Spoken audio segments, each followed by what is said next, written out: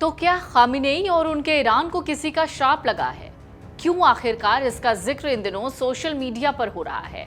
क्यों लोग ऐसा कह रहे हैं कि खामिनेई और उनके ईरान को एक लड़की का श्राप लगा है? तो आखिरकार कौन है वो लड़की? अगर श्राप की बात सच है तो कौन है वो जिसकी बद्दुआ खामिनेई को लग गई है?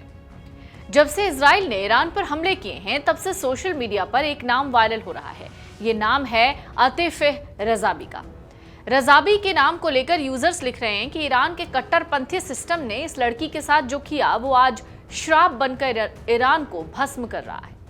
कुछ लोग ये भी कह रहे हैं कि आज ईरान रजाबी के साथ हुई नाइंसाफी की कीमत चुका रहा है।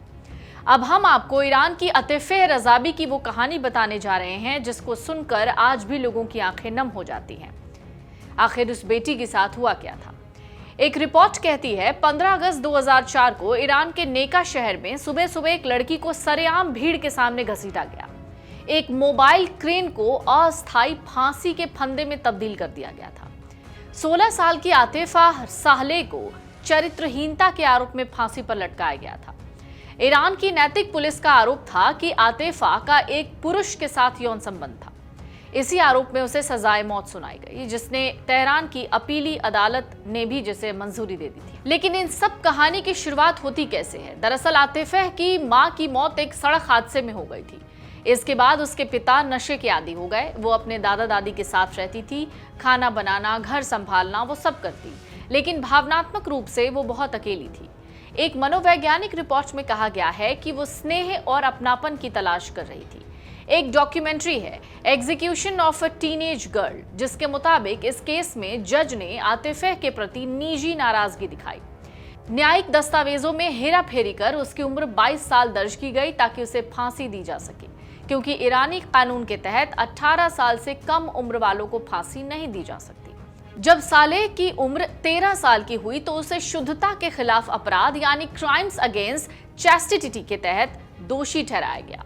बताया जाता है पुलिस को वो एक कार में एक लड़के के साथ पकड़ी गई। इसके बाद उसे जेल में डाल दिया गया। 100 कोड़े मारे गए। जेल में उसे खूब प्रताड़ित किया गया, उसका बलात्कार हुआ।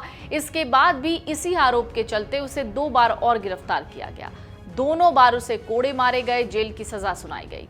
हालांकि साल 2003 में सालेह को पुलिस उसके अपने ही घर से गिरफ्तार कर साथ ले गई। इस बार उस पर किसी और के साथ यौन संबंध बनाने और सामाजिक, नैतिक या कानूनी मानदंडों का उल्लंघन करने का आरोप था। उसे कोर्ट में पेश किया गया।